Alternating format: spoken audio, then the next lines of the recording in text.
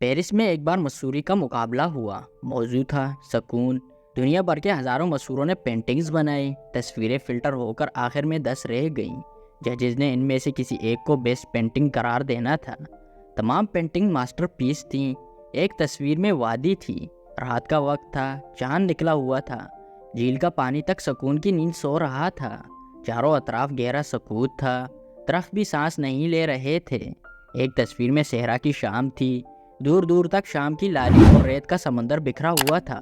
وہ تصویر بھی سانس لیتی ہوئی محسوس ہوتی تھی۔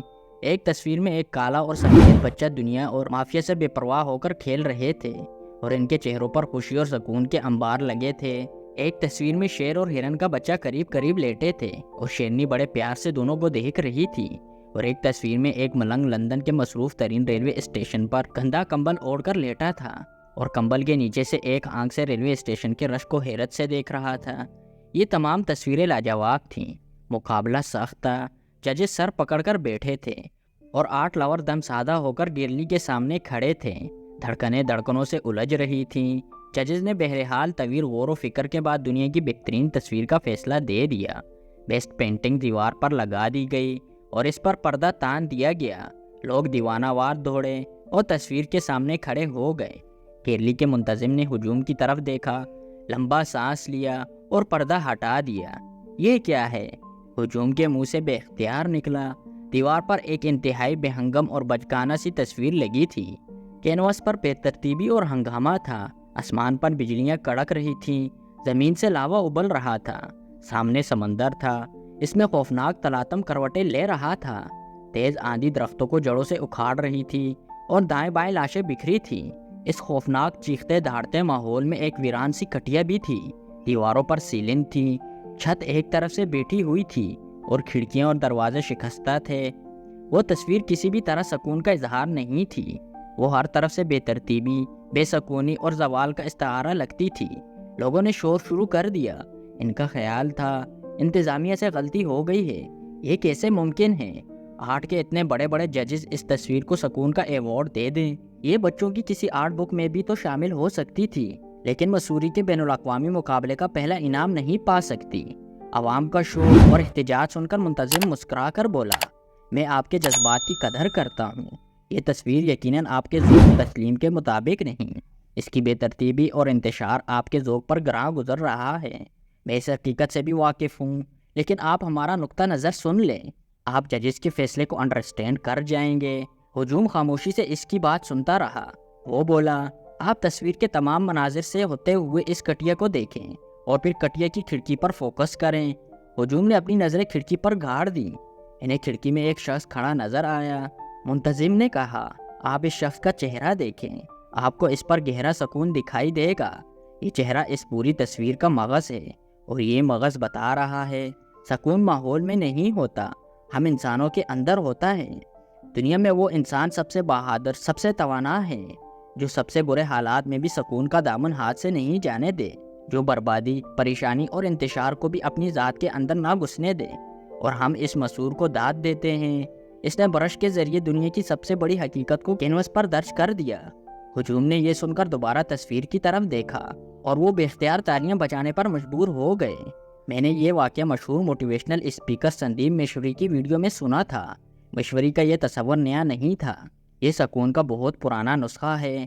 ہندو جوگی صدیوں پہلے شادراہ میں زندگی کے ستائے لوگوں کو شانتی کی ٹریننگ دیتے تھے۔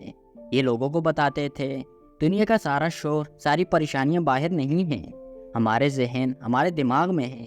آپ اگر اپنے دماغ کی کھڑکیاں کھولنا اور بند کرنا سیکھ جائیں تو پھر دنیا کی کوئی پریشانی آپ کو پریشان نہیں کر سکے گی۔ آپ قبرستان میں بھی بیٹھ کر سکھ کا سانس لے سکیں گے۔ یہ لوگوں کا دماغ کا سوئچ آف کرنے کا طریقہ بھی سکھاتے تھے۔ میں 4 سال پہلے نیلم وادی سے ہوتا ہوا شادرا پہنچا تھا۔ جوگی چلے گئے، لیکن ان کی یونیورسٹی آج بھی موجود ہے اور مجھے وہاں اس میں گھومتے ہوئے سکون کا احساس بھی ہو رہا تھا۔ دنیا میں بدھ مت آیا تو یہ لوگ بھی باہر کے بجائے اندر کی بتی جلانے کا طریقہ سکھانے لگے۔ مہاتما بدھ کہتا تھا، روشنی باہر نہیں ہوتی، آنکھ کے اندر ہوتی ہے۔ آنکھ کا نور اگر سلامت ہو تو انسان اندھیرے میں بھی دیکھ سکتا ہے۔ وہ کہتا تھا، خواہش انسان کی سب سے بڑی دشمن ہوتی ہے، یہ ہمیشہ دکھ دیتی ہے۔ ہمارے سر پر خواہشوں کی جتنی بڑی گٹھلی ہوگی، ہم اتنے ہی دکھی ہوں گے۔ चुनाचा तुम अगर खुश रहना चाहते हो तो ख्वाहिशों का बोझ उतारते चले जाओ, तुम मुक्ति पा जाओगे। मैं इस फलसफे से इत्तेफाक करता हूँ। वाकई बाहर नहीं अंदर और ख्वाहिशों की गठलियाँ जितनी ज़्यादा होंगी हम इतने ही परेशान रहेंगे। मैं 25 साल से सहाफ़त के साथ सेल्फ हेल्प, मोटिवेशन और लाइफ कोच भी हूँ। चंद साल पहले माइंड चेंजर के नाम से यूट्यूब चैनल भी बनाया। मिलियन से ज़्यादा सब्सक्राइबर भी हैं और लोग पर्सनल और ग्रुप सेशंस के ज़रिए भी आते रहते हैं। मैं पिछले 4 साल से देख रहा हूँ लोगों में डिप्रेशन, एंग्जाइटी और फ्रस्ट्रेशन बढ़ रही है। छोटे छोटे बच्चे भी डिप्रेशन की अदवायात लेने पर मजबूर हो रहे हैं। लोग करोड़ और अरबपति हैं लेकिन अंदर से बेसकूनी और बेआरामी का शिकार हैं। कराची में मेरा एक क्लाइंट है, इसकी कंपनी में 7,000 मुलाजिम हैं, ज़ाती जहाज़ का मालिक है लेकिन 3 मरतबा खुदकुशी की कोशिश कर चुका है। ज़िंदगी में कोई कमी नहीं लेकिन अंदर तंदूर जल रहा है। दुनिया की कोई चीज़ इसे सुकून नहीं देती। सारे जतन करके देख लिए लेकिन एंग्जाइटी ख़त्म ही नहीं होती। मैंने एक दिन इससे कहा, तुम्हारी ज़िंदगी में कोई इशू नहीं, सुकून तलाश करना बंद करो, लंबी सांस लो, नेचर के साथ रहो और जल्दी सुलगती दुनिया से राब्ता कम कर दो। वो हंसकर खामोश हो गया। मैं अपने दोस्तों से दरख्वास्त करता रहता हूँ, लंबी वॉक किया करें, सोशल मीडिया बंद कर दें। ट्विटर और फेसबुक फ्रस्ट्रेशन और डिप्रेशन के अलावा कुछ नहीं है, इनसे किनारा करें। टेलीविज़न की भी रोशनी कर दें। मैं खुद 24 घंटे में सिर्फ 2 घंटे टीवी देखता हूँ और वो भी हफ्ते में सिर्फ 4 दिन। मैं जुम्मा, हफ्ता और इतवार 3 दिन टीवी नहीं देखता।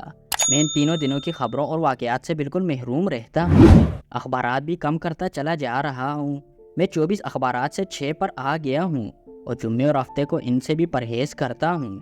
मैंने अपने तमाम मनफी दोस्तों और रिश्तेदारों से भी किनारा कशी कर ली है। मेरे बड़े बड़े शानदार दोस्त होते थे लेकिन ये बदकिस्मती से मनफी हो गए थे।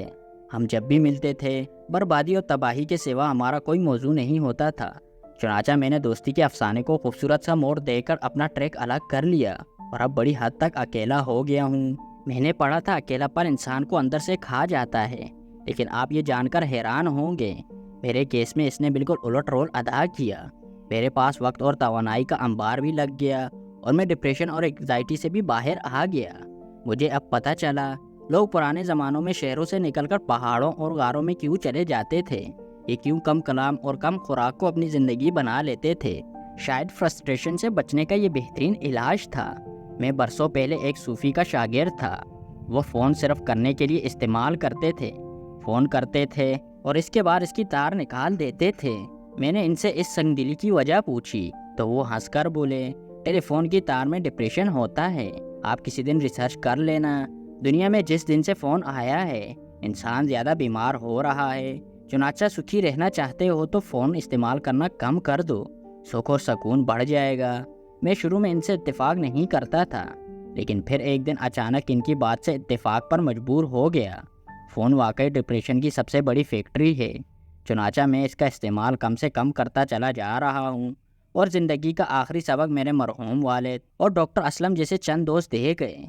मेरे वालिद ने पूरी ज़िंदगी जद्दोजहद में गुजार दी थी लेकिन वो आखिर में खाली हाथ दुनिया से रुखसत हो गए।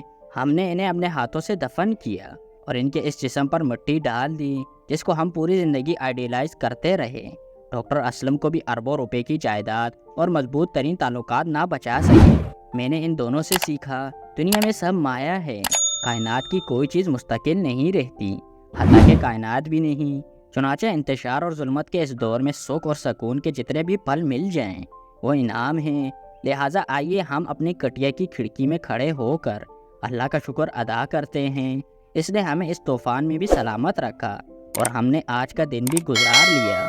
हम आज भी सरवाइव कर गए, माशाअल्लाह।